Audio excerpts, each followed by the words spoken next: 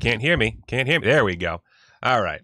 Hey guys. I gotta do it. I'm a moron. I'm bad at things. Welcome to Survivors of the Last Drive-In. We're a day late because everybody had things to do, including myself. I had to go to a funeral, so don't at me, bro. Yeah, welcome. Let me switch over to the multi-stream. I keep reading to do that every time. But we are on Twitch as well as YouTube. So if you want to talk directly to us while we're doing our thingamabob, you can find us on the Twitch, and there's no delay. And you can just be like, "Yo, dog," and I'll see it, and I'll be like, "Yo, dog." So. Oh, we just lost. We lost Dan. Well, let's just go over to the stream. Oh, there he is again. Okay. Doopy doopy doopy doop doop pop pop. Had an echo for a second, but not anymore. This should sound really sick and sweet. Yeah, this should sound really sick and sweet. Oh, it really should sound sick and sweet. Oh shoot. You know what? I didn't even think about this. Now I'm like looking at a wall.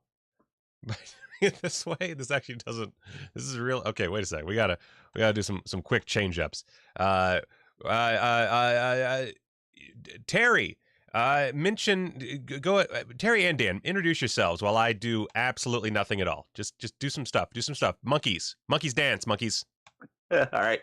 This is Terry, in these parts known as Flickering Waves. I have a podcast that's been dormant for way too long, but hopefully soon enough that'll be back off the ground, and definitely been enjoying the new season. So, God, that was so quick, you son of a bitch.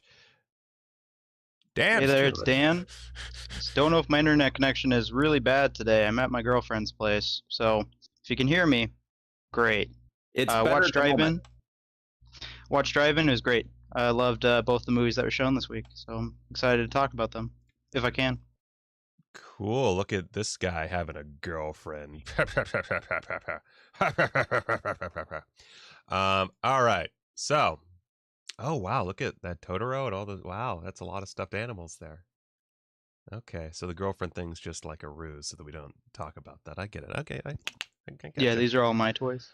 All right, so now I gotta move the chat over because the chat's like kind of weird now. Fuck me up the butt. Oh, And my I will, while he's working on this, I will say I did like both the movies, but I don't know if I came to the same consensus as some people. I've been having the extra day to think about it. It's awesome. definitely giving me some things to. I love a good bit of discrepancy amongst critics, especially when we only have two people joining me. Unfortunately, this has been a bit of a chaotic week, I think, for everybody. So we only have our two panelists, unfortunately. Brian is still out. He's off, I don't know, being a father, I think, like being a good dad or something lame like that. Anyway, guys, we watched Maniac Cop 2 at the last drive-in, or during the last drive-in, whatever. Yeah, spoilers ahoy. We're gonna have a lot of spoilers in this here thingamabob, obviously, because that's what we're talking about. For those who don't know, Maniac Cop, I'm already like, my energy levels are just garbage. One second. I know I said I wasn't gonna eat on camera, but I'm gonna cut up. I got some cheese here. I got some Havarti bold and creamy horseradish cheese. Where's my meat? Fuck, where'd my meat go? My meat. I don't know where my meat is. Did someone come in and steal my meat? Who stole my meat? Oh god, my meat. Oh, I put it out of view of the camera because I didn't want to be unprofessional.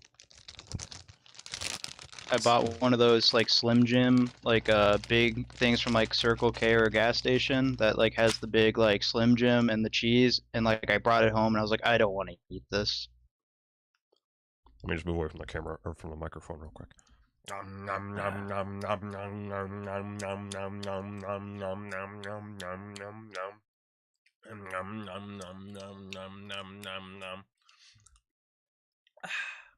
All right, so yeah, Maniac Cop 2 over at Last Drive-In, of course. Bill Lustig and Bruce Campbell were the two guests. Of course, William Lustig, director of all 3 Maniac Cop films, although he would rather you not know about the third one, which I don't think that. I think the third one's fine, but and then Bruce Campbell, of course, star of the first film, let's say special guest star of the second film, and and of course all 3 written by the great Larry Cohen. Larry Cohen, of course, cue the Winged Serpent, The Stuff, God Told Me To is one of my personal favorites of his. But Larry Cohen, one of the greatest, just take a concept and run with it writer-directors of all time, joining with Bill Lustig, who, of course, is like grindhouse royalty. And a whole heap of fun. I assume everybody agrees with him on that, but we'll talk about it. But Maniac Cop 1 and 2 was a great double feature for me to hear about, because I love Maniac Cop and I love Maniac Cop 2, and therefore I was able to just get really fucking high because I've seen both multiple times. I actually just watched Maniac Cop 2, like, I don't know, maybe a month ago or something like that. So it was fresh in my mind. That being said, being stoned off my ass, probably not the best thing to do before a during a movie that I needed to talk about on a live stream. But luckily I have 2 savants of talking about stuff in a Discord with me. So in theory, this will be good.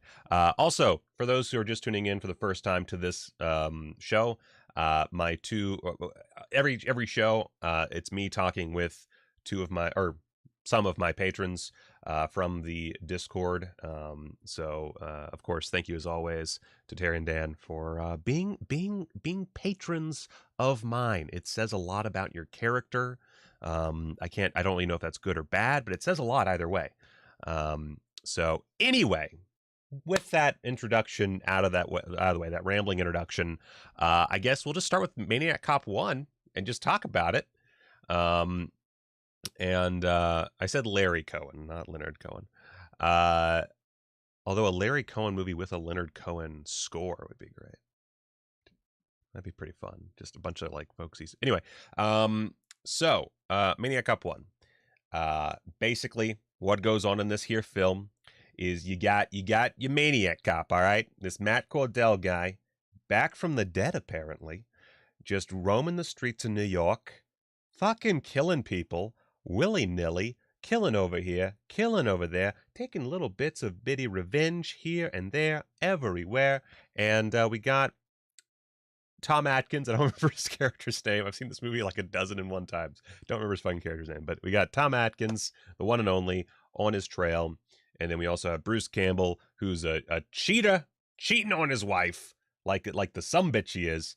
And he is roped into the action, especially after he is framed for the murder of his wife, and then has to take over for Tom Atkins, who has a nasty fall. Some beautiful stunt work from whoever the fuck did the stunts for Tom Atkins.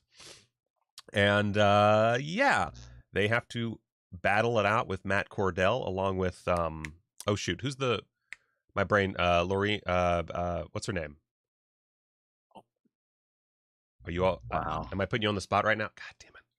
Yeah. See, the second that I forget a name, it has to be one that no one's gonna be able to immediately. Lorene Landon. Lorene There Landon. we go. There you go. Yep. I'm so bad at. Oh my god. And actually, now that I can just bring the cast list up. I can actually like say the characters as if I knew who the fuck each one was. Right, William Smith is also in here as Captain Ripley. I love William Smith, and I'm always like amazed to see him and stuff. But he's in everything, which means I'm constantly amazed. Of course, we got Richard Roundtree as Commissioner Pike. Tom Atkins plays Detective Frank McRae, who looks exactly like Tom Atkins has always looked. Man was born 45 years old.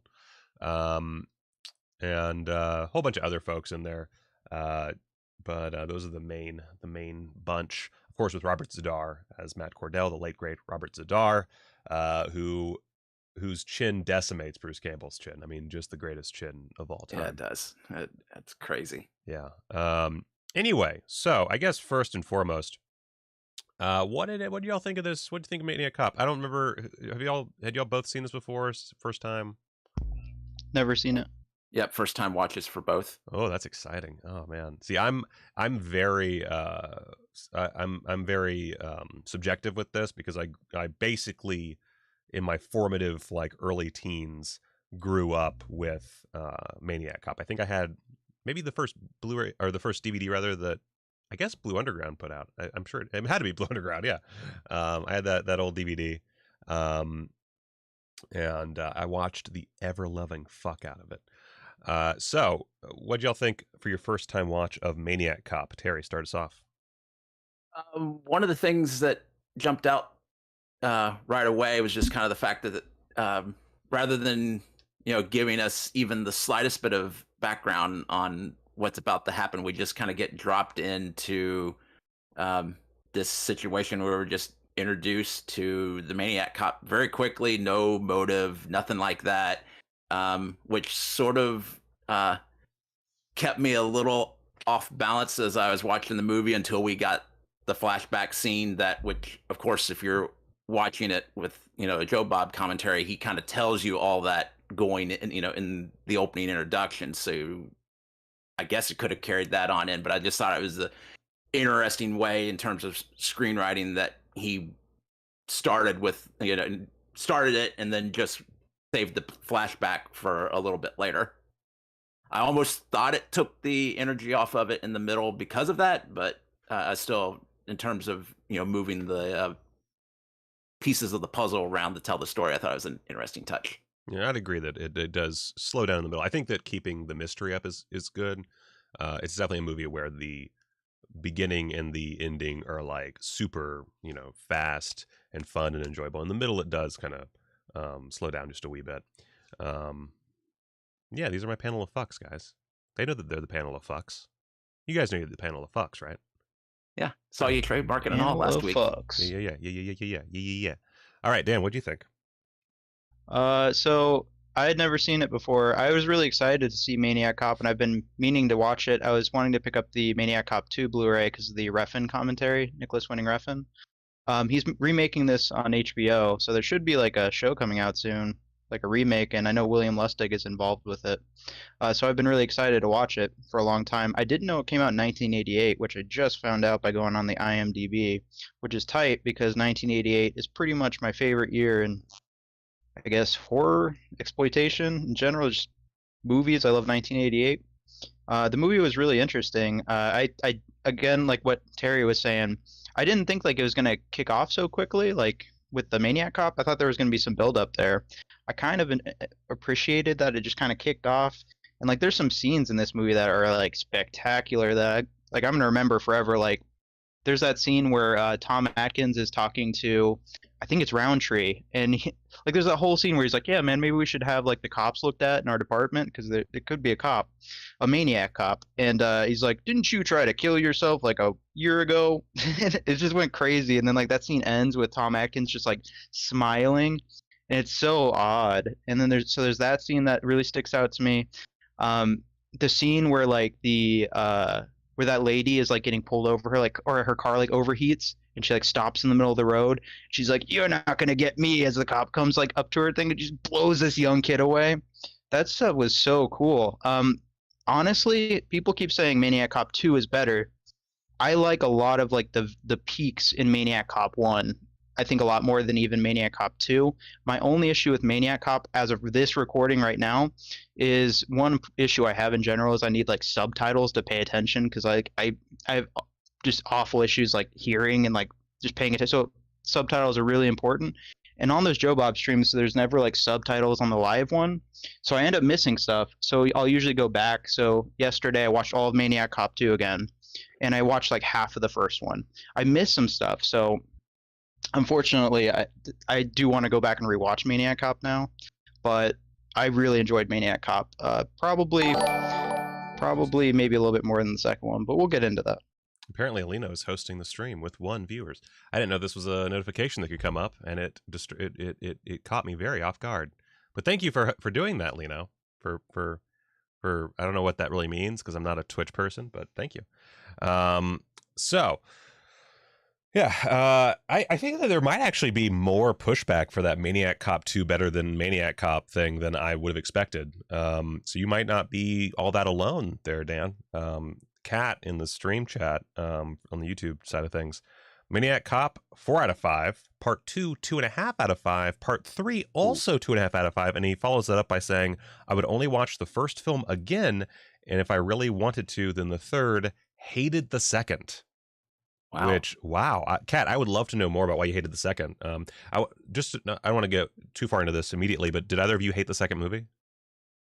No, definitely not. Huh. I'd be very curious to know why Kat hates the second. Maybe it's just being a cat. I don't know. So yeah, the first 10 minutes of two are great, but I would say that well, we'll get into it. So Maniac Cop 1. What was like Dan, you mentioned some moments that really stood out for you. What would you say for you guys is like the moment that most just like you're gonna take away from this movie forever, as if you could assume? I mean, obviously it's your first time, so but what was like the moment that just like kicked your ass in Maniac Cop? Terry, I'll go with you first. All right. I mean, that opening scene, where the woman's getting chased down by those two guys, and then just getting the reveal of it in itself, because it without having to go into a ton of dialogue, it sets up the premise brilliantly. She goes thinking that she's going to get protection from this cop, and it's like the one person she should have never ran into. So that was definitely a big moment.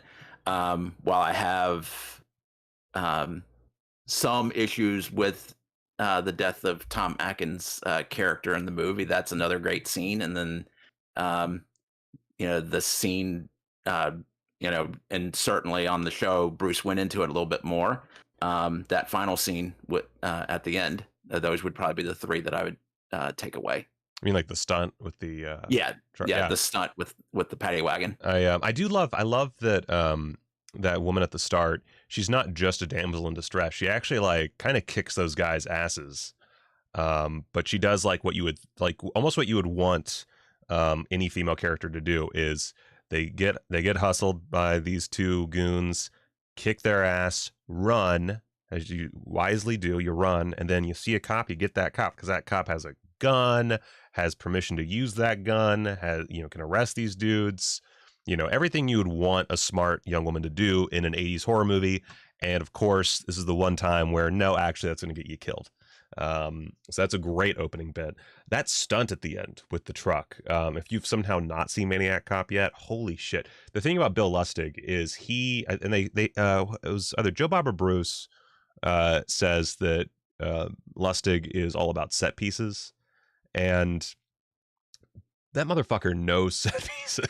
Like, there are so many set pieces, and you would almost be hard pressed to know this is a low budget movie, and part 2 especially so, where like there are so many crazy stunts and just wild shit that happens, and it all culminates in this film with the police paddy wagon or whatever careening off this dock with and that by itself is a stunt that's been done before.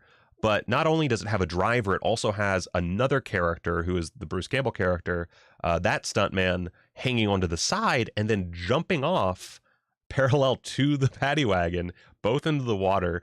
And the first time I saw that, I was like, holy shit, how did he survive? Because in my mind, it's like, okay, what are the chances that this stunt guy winds up underneath this truck in some way, or like I was totally thinking that, yeah, or like it's pulled under by the truck going like. I admittedly, I'm no fucking physics major, but it's one of those things where you're just like, how the fuck is this happening? And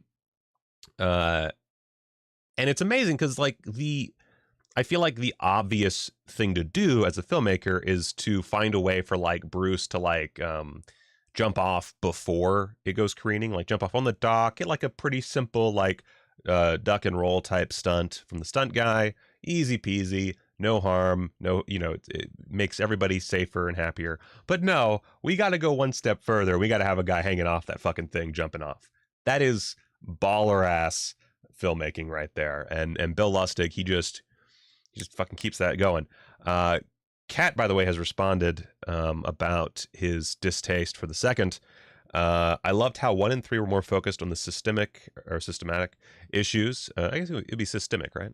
Anyway, issues and how fundamental policing is broken, and the second does the T2 that basically says he was forced to be who he was, so he must be redeemed. That's that's fair. I think I'm more inclined to like 2 just because of, as we were talking about, the set pieces. I think that out of the 3, and I actually did not finish the third film this go around, so I haven't seen it in a lot of years, so I don't actually remember the set pieces in 3 that well. But it goes so big, so much, and I'm just like constantly impressed with it. But as far as like story goes, I would definitely say that the first film has more to say. But also, I mean, Maniac Cop 2, it does. I would, you know what? I would. No, remind me to rebut about this. It does have its own view on the systemic issues, even if it does try to redeem Cordell. I think it does so by taking down everyone else in the police force, basically. Anyway, so Dan, you mentioned earlier the cop getting his brains blown out by the lady with her car on the side of the road.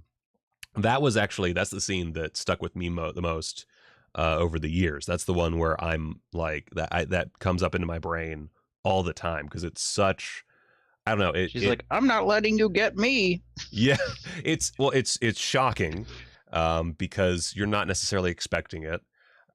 You're expecting something to happen because either you think this is the Maniac Cop or you've got it figured out and you're like, okay, how, what's the gag here? It's not going to be the Maniac Cop. This is going to be a normal cop. What's the gag?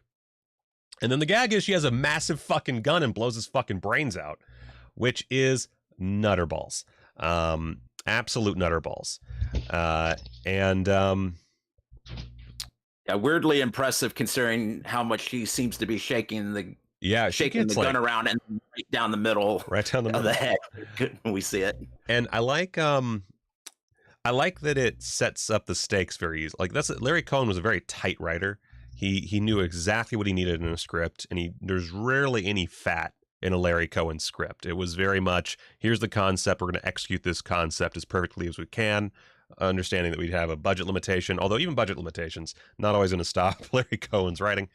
It gives us, okay, the cops have to be afraid, not only of the Maniac Cop himself, but now the citizens, because no one trusts the cops, which seems like such an alien concept now. No one trusting the cops. That's insane. I don't know where they got that idea from. Yeah, it's a almost perfectly written film. Like, I'll say this about Maniac Cop over Maniac Cop 2. It is, I think, the best story of the bunch. It's the most tightly written, and it has the most to say, I think. Again, Maniac Cop 3 is very hazy for me. We might actually need to do like a Maniac Cop 3 discussion. Maybe once I get the podcast going again, we can do a Maniac Cop 3 or like whole series discussions or something. But yeah, I love all the beats in here. All the beats are perfect. It just moves along. I like Tom Atkins dying. I think it's a nice surprise. It's a nice shock because, of course, you expect Tom Atkins to be the hero. And, he is heroic until he falls out a fucking window or gets thrown out a fucking window. And I mean, Bruce makes for a quality star. He's not, over the top or anything. There's nothing meta about it. This is still early Bruce. Fairly early. I guess this is after Evil Dead. Wait, is this after Evil Dead 2? Yes. I'm so bad at. So he would have done that and the 2 Evil Dead movies and Crime Wave, the small part he had in it. Yeah. So this is, early career Bruce after his most outrageous performance, I think. But still early. He's still trying to be a normal young actor, getting them sweet leading man roles, of course. I'd never seen Bruce Campbell past Evil Dead, so it was interesting to see him in this. Really? Wait, even like modern? Yeah, I've never seen his show. I've never seen Bubba Hotep or any of that. Wow. That's nothing against Bruce Campbell, but I guess wait, you've never seen Army of Darkness? I've seen Army of Darkness. Okay, all right. Yeah, I guess there's really, if you think about it, once you get through Evil Dead, wait, what about Spider-Man? Yeah, he has a cameo in all the Sam Raimi Spider-Man movies. I don't even remember that. That's crazy. Yeah, he's in part 2. He's the usher for the show that Mary Jane's in, and he's a dick to Peter Parker. I got to rewatch him. Yeah, what was he in part 1? He's the wrestling guy. Yeah, he's the guy he's the guy that gives Spider-Man his name, because he asked Peter what his name is, which is very irregular. He comes out like, "Hey kid, what's your name?" And he says, like, the Amazing Spider or something, and he's like, "Oh, that sucks. The Amazing Spider-Man." And it, history is made. And then the third one, I think he's a maitre d' or something. He's like a waiter. Yeah, he's a highlight of all 3 films. But yeah, overall, like, other than Burn Notice and Bubba Hotep, like, a lot of the roles that you need to see of Bruce Campbell's are pretty few and far between.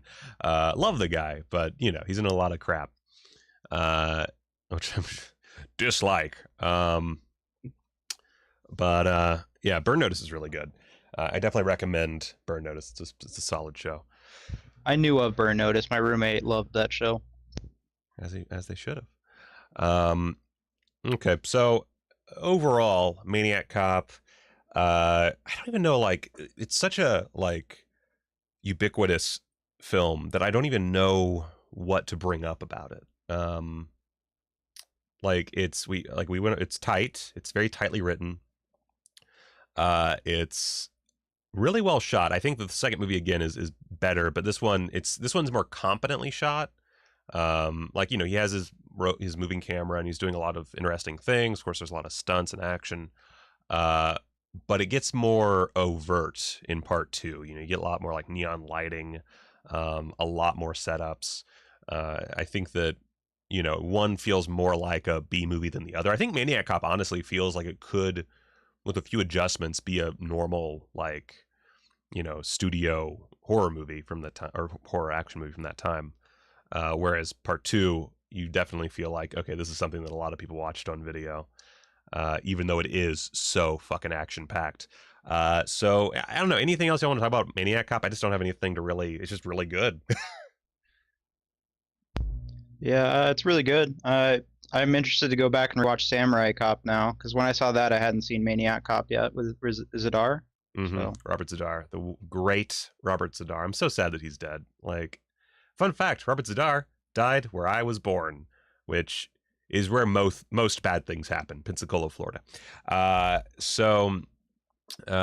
it's fun film, a lot of great cast members. I'd be remiss if I didn't say Lorraine Landon, great heroine here. I think one thing that makes me actually I'm cool with Bruce Campbell dying at the start of Maniac Cop 2, because even though I do like Bruce Campbell, I think that Robert Davi fucking just decimates in his role. So I'm like all aboard the Davi train in part 2. So I'm okay with Bruce Campbell being gone, but Lorraine Landon being not killed, but like taken out of the film kind of sucks.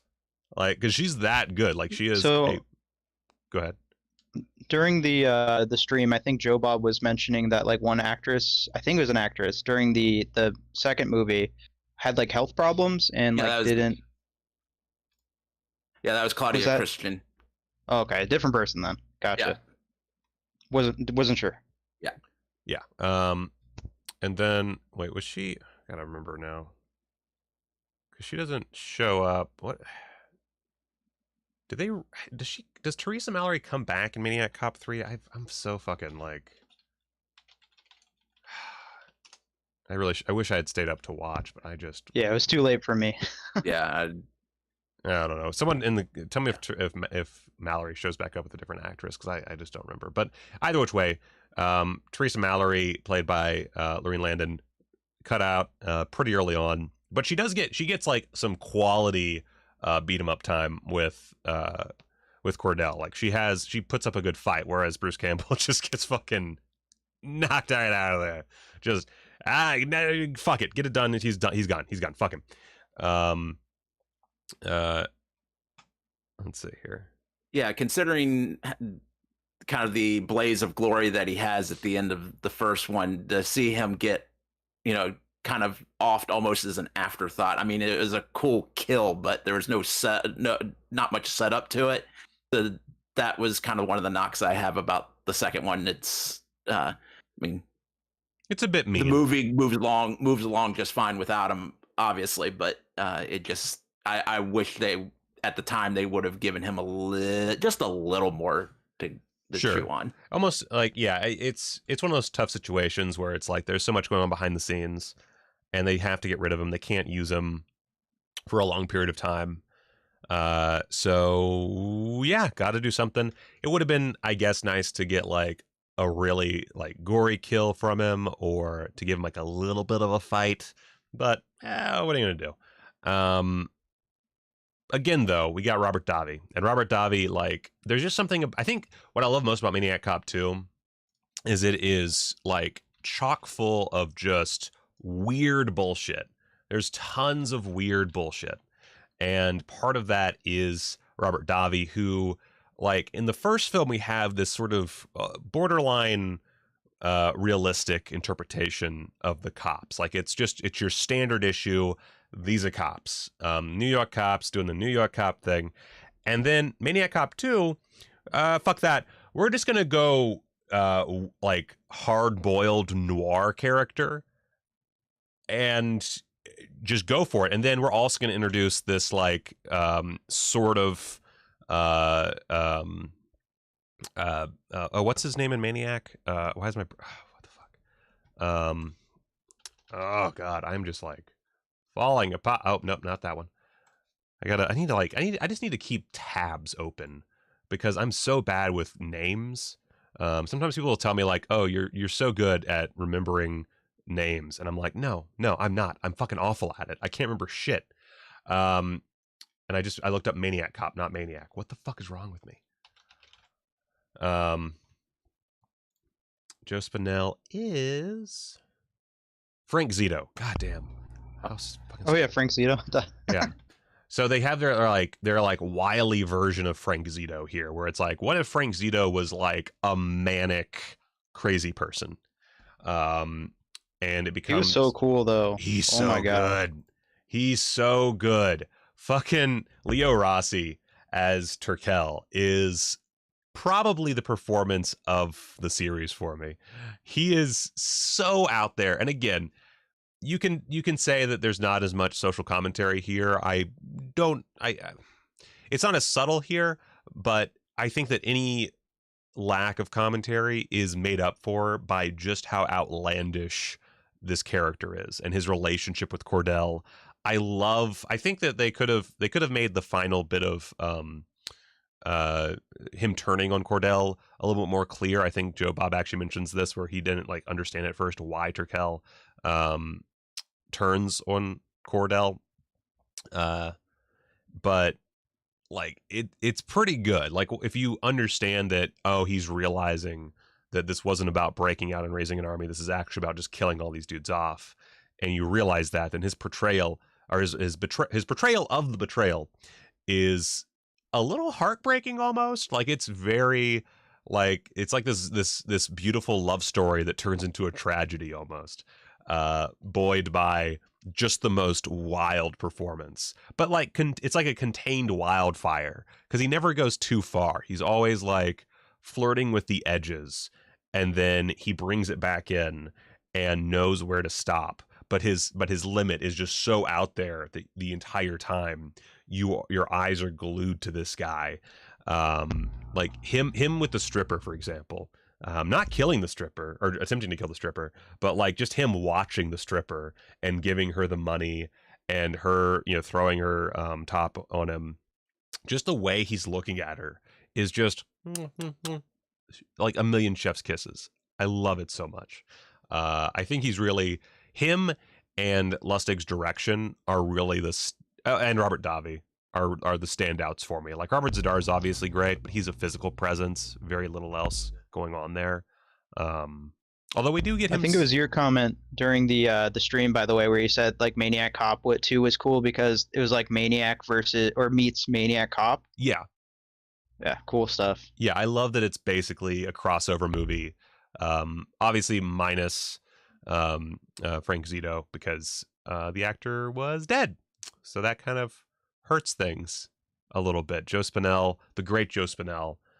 Imagine Joe Spinell in this movie. Oh my god. Oh my god. Like, it would be a different performance, and I think I would probably prefer Leo Rossi if I was like to pick my choice of multiverse timeline.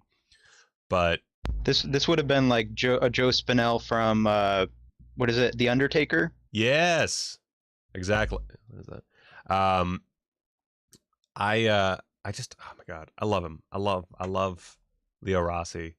I would have liked to have seen Joe Spinell, but Leo Rossi does good work. Like his like even like clothing design is like really attractive looking, and like I love the way like even his hair and like beard is all done. mm-hmm. It just his entire like appearance in the movie, I was Like just like Manson my eyes were type. locked on him every time he was there. Yeah, he looks like Charles Manson, albeit maybe crazier. I don't know. Kat said it was very funny stuff. His turn was sudden, but the beginning stuff between them didn't work for me. Had to grow on me. Needed to go farther. That's interesting. But does agree that the strip club scene was the best scene. I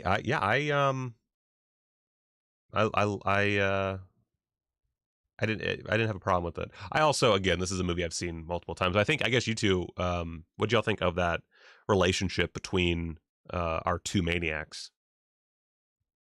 It was definitely. I mean, it was a very uh, interesting way to kind of turn it because it's like we kind of go back and forth on whether or not to think of this Maniac Cop, as being good or bad. So the fact that he develops a kinship, this weird kinship with this guy who's clearly a criminal and doesn't seem to have any good intents to him, just kind of complicates that your perception of what he was or is now. Just complicates it that much more and gives it a little more depth. Yeah, it does. And I will say this, it does create a bit of a question of Cordell's like reason. I guess, I mean, he is framing cops in the first one for murder, so it's not like he, I guess turning to a criminal for help is not that big of a change in things for him. I guess he cares more about vengeance than anything else from the very beginning. But yeah, I don't know. I love that relationship, and I love that it is what fuels the film while Robert Davi is on the case. And just, as I said, nonstop, just character. There's so much character shit going on in this film.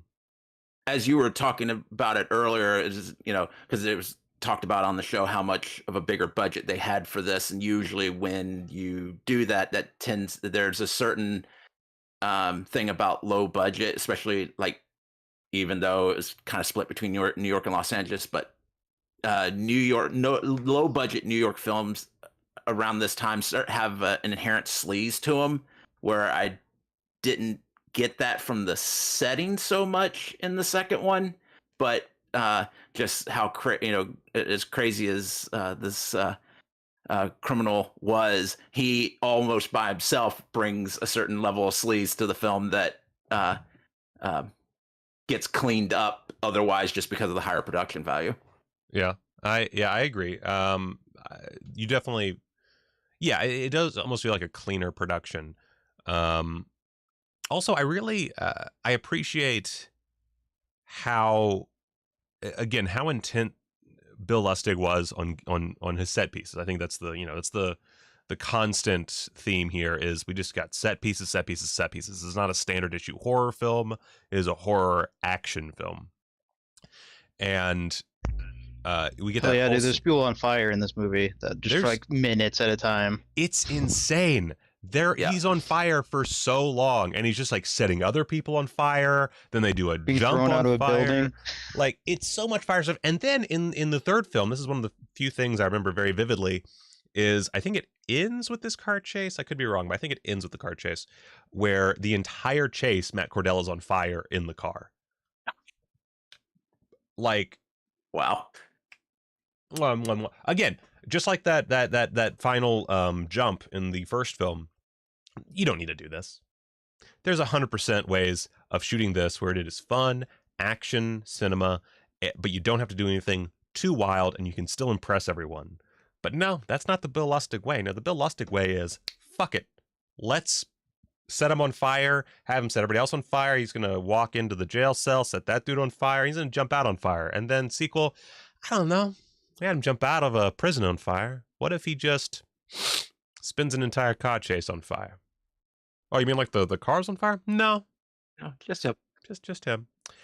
Like it's inspiring. I think that filmmakers, independent filmmakers, can learn a lot from this. Obviously, don't set anybody on fire unless you have the budget for a stunt person and stunt coordinator, and can do it safely. But whatever you have in your power to make something bigger or wilder or to set it apart from everything else, anything you can do that is reasonably safe and within your budget, or that you can make look appropriate with your own skills despite your budget, do that, because it just adds that little extra bit that's going to keep the film memorable and in people's minds forever, which is just another way of saying memorable. Like this is like quality. This is like, if you want film school, there's a few filmmakers you can watch to really like put yourself through a film school.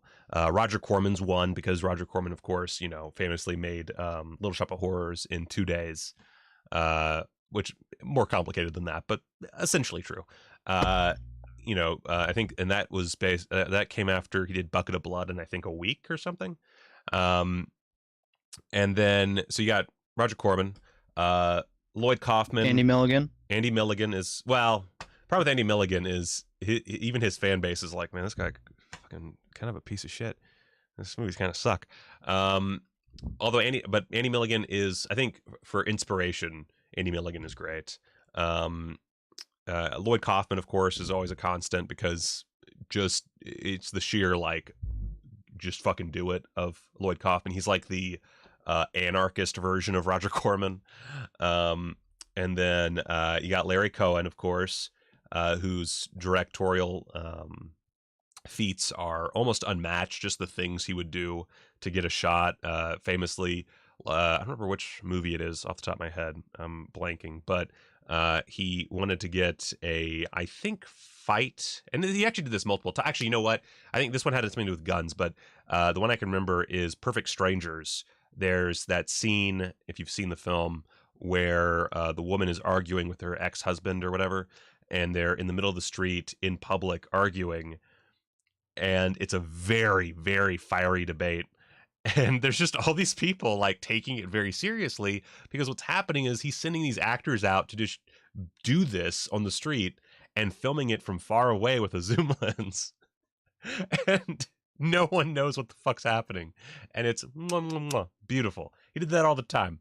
And I wouldn't recommend all of Larry Cohen's methods, because some of them are way too dangerous and you should not repeat them. But the point is, great inspiration if you're looking to get into indie filmmaking. You just want to see what can be done for basically no money. All of these are movies with budgets, but in the grand scheme, very low budget. So you can kind of read between the lines and figure out, what you can do and use in your repertoire.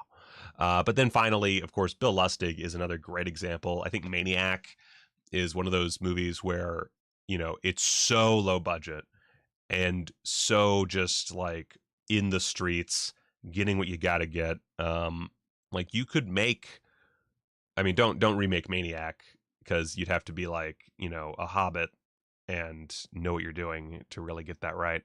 But you could make Maniac today for almost nothing. Like there's a few effects that you would need to get right, a few scalpings. But for the most part, if you really break that movie down, whole thing super easy to put together. And also Frank Henenlotter, if you look at Basket Case, amazing work for nothing. And another example of figuring out ways to get those shots. His version of like that Larry Cohen thing, or adding that little extra touch to the stunts.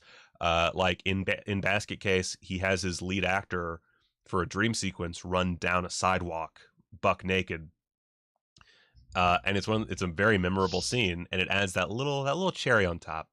And literally, it was just I don't remember if it was two vans. They had one van that drove around, but either which way, no, it had to be two vans. So they had their actor. It was an actual New York street at night. They let him out on one side. He runs, just fucking goes for it across the sidewalk into the van with the camera in it, where they have a blanket and everything. 'Cause I'm pretty sure it was cold as fuck. And no permit. Get permits. I have to say, for legal purposes, get permits if you're going to shoot out in public. But it's these little things. You have all these predominantly either, a lot of New York filmmakers are the ones to just go, fuck it, let's do things. Every so often you have your Roger Corman, you have your, I don't know, Ed Wood. All the LA ones are a little bit harder to pin down. But New York had these filmmakers who just fucking did it to win it, and they would do anything. I guess it's almost like that New York mentality, where if you've ever like gone to New York, there is a sense of like, fuck you, I'm doing my thing, that a lot of people have. And that's what a lot of these guys have. Larry Cohen, Bill Lustig, Lloyd Kaufman, just a lot of go fuck yourself, I'm doing what I'm doing. And that's you feel that to a greater degree in these Maniac Cop movies. See, I brought it back around, where they're working for reasonably low budgets, certainly bigger than their initial films. In some cases, the biggest budgets they're going to have in their lives. I feel like. By the way, just to cut in real quick, Yeah, go for I it. was looking up the Maniac Cop remake. So the original Maniac Cop allegedly was 350,000. The Maniac Cop remake they made with 2.6 million with Elijah Wood. Oh, the Maniac. Okay, for some reason I heard you say Maniac Cop. Yeah, I thought I was talking about the upcoming I was show. so confused. That is insane. Especially like Maniac is not. No, the remake is not the most wild film. I mean, it's pretty crazy. Like, it's like what happens. Okay, I'm wrong. Crazy. Never mind. 2.6 box office. Oh, Screw Wikipedia.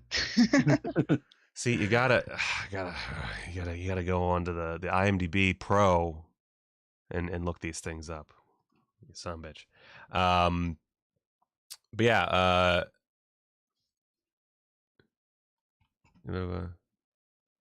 oh yeah, big crack rock. Presumably aptly named in the chat, says Lloyd didn't need a stinking permit to have people run down Times Square naked. Yeah, of course, Terra Firma completely outdoes Basket Case by instead of without a permit shooting on a sidewalk in the middle of the night, he has a large man with a micro penis running through Times Square, packed with people in the middle of the day, buck naked. Which is one of those where it's like, I am amazed. I am just amazed that worked. I love. There's New some York. Severin movie that's coming out where someone did something like that, and I can't remember it. Yeah, I don't know. Wait, did they mention it was it something they mentioned on a podcast, or you just know offhand? There's like some actor where they had some guy run naked, and like I guess that guy was like, I'm not a streaker. I don't remember. I'm gonna try I think to I find this out remember. before I the stream remember ends. that conversation, and I don't remember which movie that is. It might have been Skinned Deep, maybe. I don't know. I think it was Skin Deep. It doesn't strike me as Siege or Born for Hell, but it's that month. Okay, yeah, it's probably Skinned Deep. Plus, they went really deep into that one. And that was probably the director talking about it too. Yeah. So let's see here. Blah blah blah blah blah. What are we doing? We've been doing this for 50 minutes. Okay, we're rocking and rolling. I think we're gonna be able to wrap this up in an hour. Oh my god, that's amazing. That's I guess that works when you have like two damn near perfect films, at least as far as what we think. I wish Kat or someone like Kat was on here. Of course, Joey couldn't make it. Brian couldn't make it. I'm sure we could have had something. I'll just pretend I hate these movies for the rest of the stream. You can't do that. You're a fucking liar. You fucking lying piece of shit. You're not that good of an actor. You're just not. You're not. Let's see. Talked about the action. Talked about Leo Rossi. We didn't go too much into the car chase in the middle, which I thought was one of the more amazing moments. The car chase is really solid. Do you want to talk about that, Terry? With the sparks, is that what we're talking about? Mm-hmm. Yeah, it was quite delightful to hear Bill Lustig go on about how he was inspired to do that particular scene. To hear him, call back to the original police story, because he started talking about it a little before he actually revealed that, and it's like, oh yeah, this perfectly checks off. So to kind of add to what we've already been discussing here, we've got our lead detective who looks like he walked out of a film noir. Meanwhile, we're throwing in all this. We're throwing in a little touch of Hong Kong action, and then the crazy fire stunt at the end. I don't. He mentioned. I'm trying to remember what I read on the on like IMDb and what he said, but I think they mentioned, which I thought was very impressive, the fact that you're able to somehow get just enough rubber on those wheels as it's going down the road, so it's not literally metal on concrete. But I mean, that scene really had me in it. And I know Claudia Christensen there had to be a stunt double for huge portions of that scene, but considering how the health issues that she was having during that, I thought she for the moments that appear to be her, I thought she was a little more up and about it than some of the other scenes in the movie, so that just added a little bit more to it for me. I didn't really get where they were saying she was she was having health problems, because I thought she was great in this movie. I didn't really see any issue with her performance. I mean, I think it was necessarily an issue with her performance. I think it was like just behind the scenes. Is that yeah? We also in chat Shogun, whatever. Off topic, but did you hear about? He says Marua. I think he means I actually have never said this name out loud, and y'all know how bad I am with names. But Kentaro Miura. Anyway, the creator of Berserk, the manga Berserk, died at 54 years old, which is way too young. And if I'm not mistaken, also before he ever finished the manga, which is really sad. That's really sad. But one second. My computer just did a thing. Okay. But yeah, that was very sad. Totally off topic, but yeah, I did hear about that, and it did make me sad. And then also GoatCat77 asked, was Basket Case Naked Dwayne mentioned? Yes, we did talk about that in depth. One of the greatest scenes in cinema. Let's just be honest here. But as far as the car chase, I'm gonna be honest with you guys. I was dealing with an edit thing for work. It was like the one time I was actually had to stop and look at something on my laptop.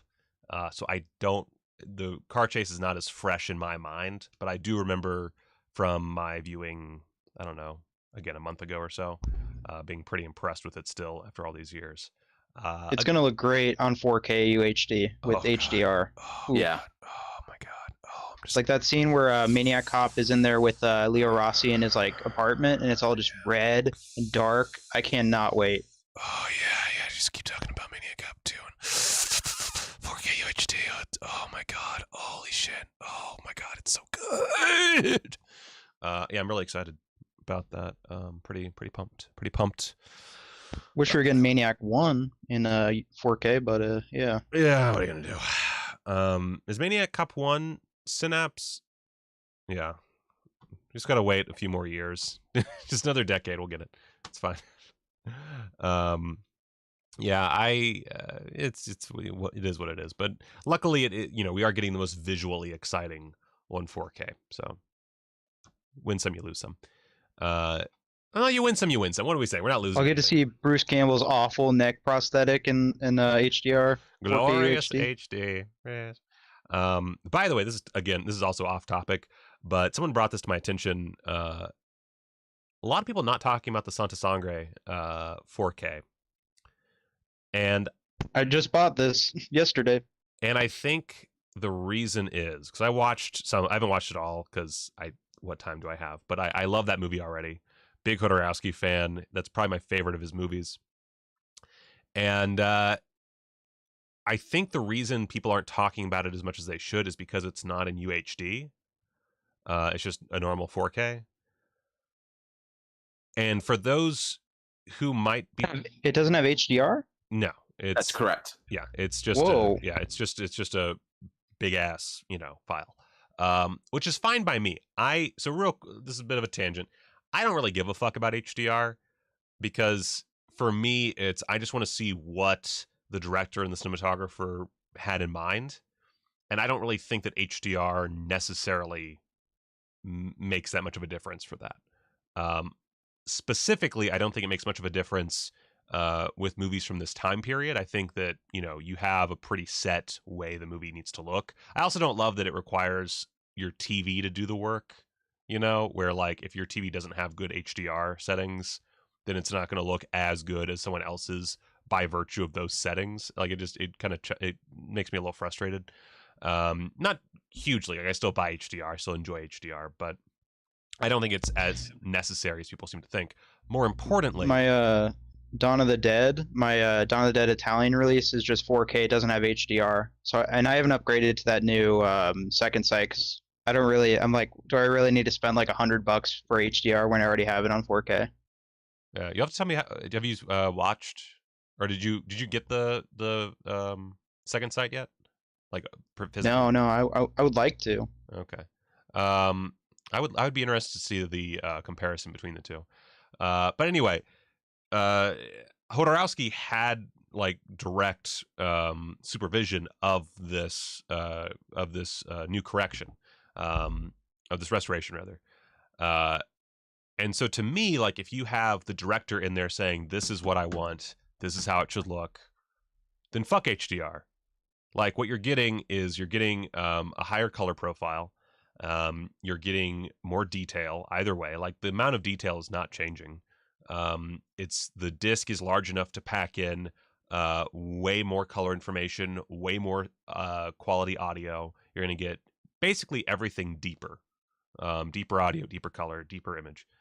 I guess not deeper. Had you not brought this up, I probably wouldn't have noticed, to be honest with you. Well, yeah, most people won't, but I think that that's one thing that like I feel like it's something that maybe deters people a little bit when they don't see the HDR. They mentally check out maybe, because I'm not seeing nearly enough about that release. It's fucking beautiful. Like I need to do a video on it. I just my problems with scheduling. Yeah, I'm looking forward to it, but it's all of us, we all have our stacks of things that we're working through, and it's in there most definitely. Like I still have to go through the Jodorowsky box. Yeah, it's very nice. But I took a look I skimmed through the movie just to see the colors. Looks beautiful. And yeah, a bad HDR will fucking kill a movie. That's true.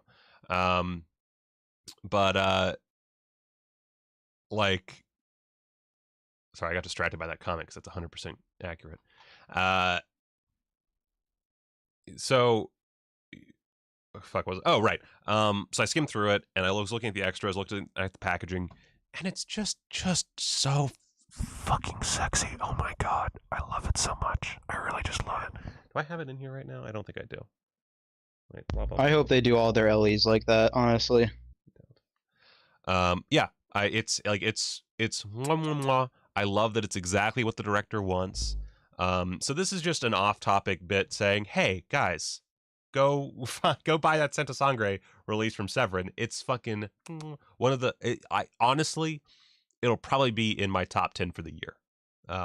You have to anyway, because anyone who's listening to this also bought the Jodorowsky set from Abco or Arrow. Yeah. And if you hesitated on it, I think Santa Sangre is, even though it may not be my favorite, is probably the gateway into his work. Yeah, if you love that, you'll want to go and explore the rest. It's probably also, oddly enough, the most like it's the most I guess mainstream. I don't even know how to describe how it's the most what's the word, like when something invites you in and it's very welcoming. It's, I guess, welcoming. Yeah, it's a very welcoming film compared to like El Topo or Holy Mountain, which is very, I feel, very combative towards the viewer at times. Santa Sangre, you can dive in much more readily, even though it does have an elephant spewing blood from its trunk, dying, and then its massive casket being thrown off a cliff, and then its parts taken out and eaten.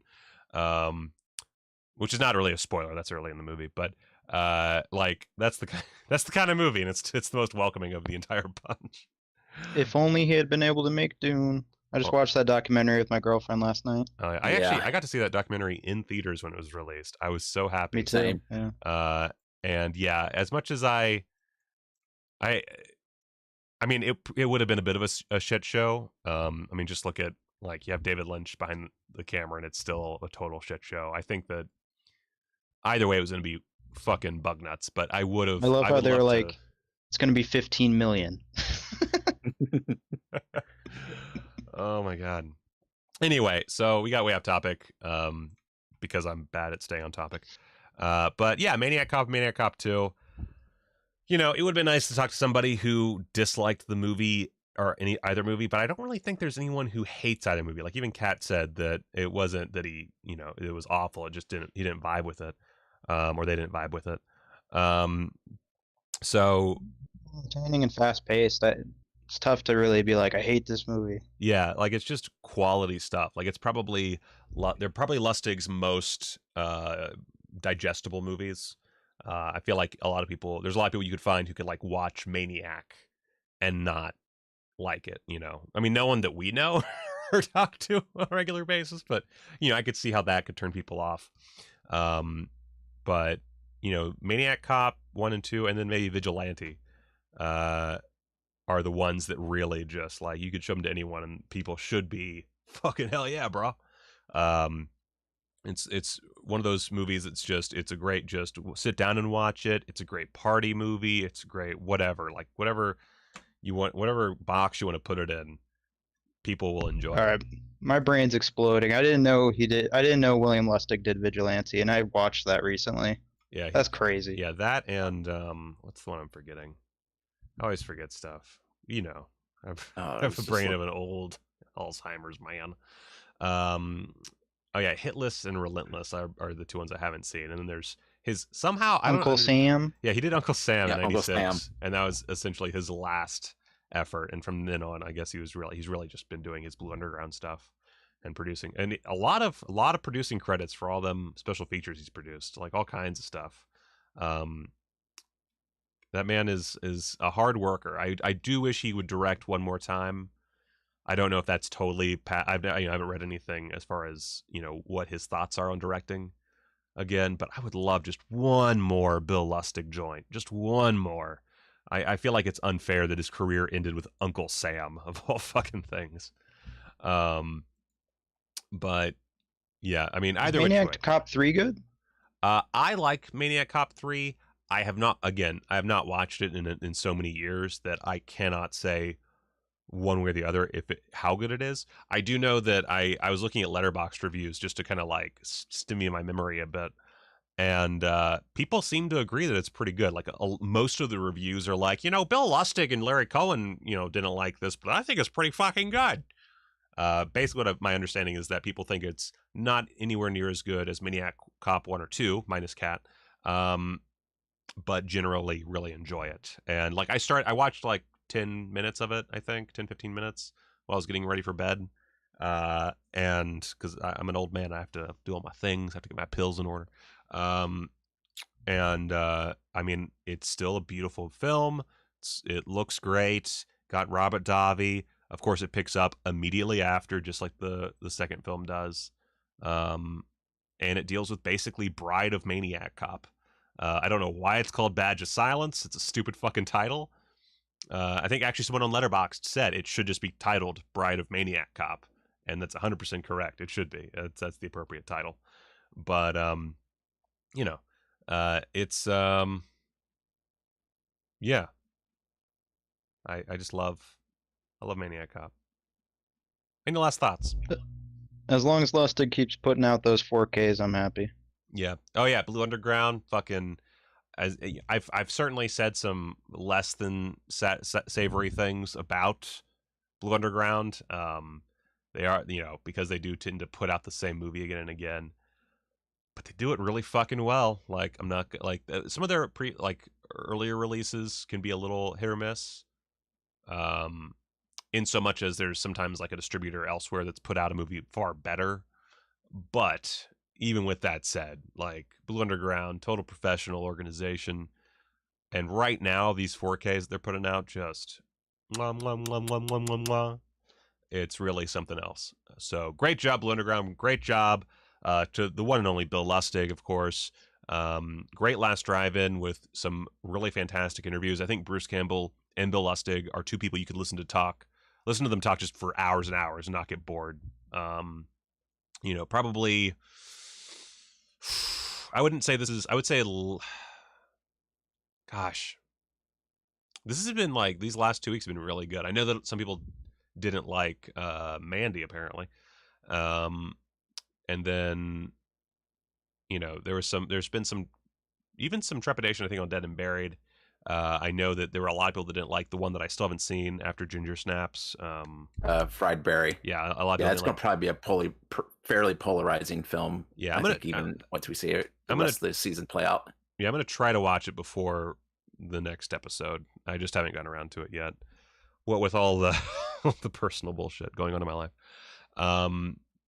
But yeah, I fucking really enjoyed this episode, and it comes down to got two perfect movies. Someone told me yesterday I do, but I don't see this. I'm pretty sure Demons 1 and 2 are HDR. I remember HDR at least being listed, and I believe I saw it come up in my little corner bit when I played. I missed out on those LEs, and I can't wait to get that standard. Yeah, I honestly, you know what? I almost wish I could have gotten the standard instead, because that limited edition for Demons 1 and 2 the box is a total piece of shit. I hate that setup so much. But one more thing, actually, is there a drive-in next week, or is this the last week? Yeah, there is. Yeah, there'll be another one. Yeah. Yeah, we should think that's. I would think it's going to end sometime next month. Yeah. Wait. Let's see here.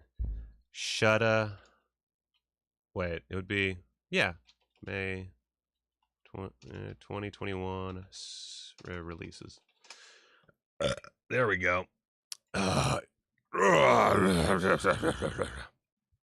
Where's my shit? Oh, come on. I just want the fucking graphic they posted. I don't give a shit about your article explaining it to me. Just show me the goddamn schedule, you motherfuckers. God damn it. Maybe CBR. Come on, CBR. You this is why I'm a bitches. patron. Oh, here we go. Oh no, it just shows the. Oh my god, every horror journalist should be fucking fired. God damn it. It doesn't matter. Point is, there's gonna be more. Yeah, I think next week is maybe the last one. I know that someone said that it was short. Let's see here. I'm trying to see if I can bring up June's schedule, because I know some of that's already been coming out. Let's see here. Yeah, let me. I once again have forgotten to put my fucking credits on because I'm so bad at my job. We've got new episodes through the 18th of next month. Really? Yeah. Hot damn! Dope. Whoever told me that it was a shorter season, I guess thank you, because now I'm really excited because I didn't realize just how much we were getting. That's dope as hell. All right, so let's pop a little thing in here. Doop a doop a doop a doop. God, I'm such a fucking asshole. Add a window source. New source. Add source. Gonna get the fucking. What is this? We got the YouTube. We got where's the fucking thing? There we go.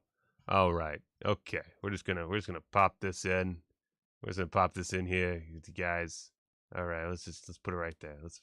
Okay, it's covering me up, but that's okay. We're just gonna pop this down a little bit. Bada bing. All right. So with that, God, I'm so bad at my job. Let's just roll credits, guys. Go watch a movie, everybody. And thank you to all these amazing people on the screen whose names I can't be bothered to copy and paste and take 5 fucking minutes to properly credit on these live streams, because I'm a piece of shit. There we go. Perfect. Beautiful. All right, everybody, go watch a fucking movie. Thank you to my guests, my patrons.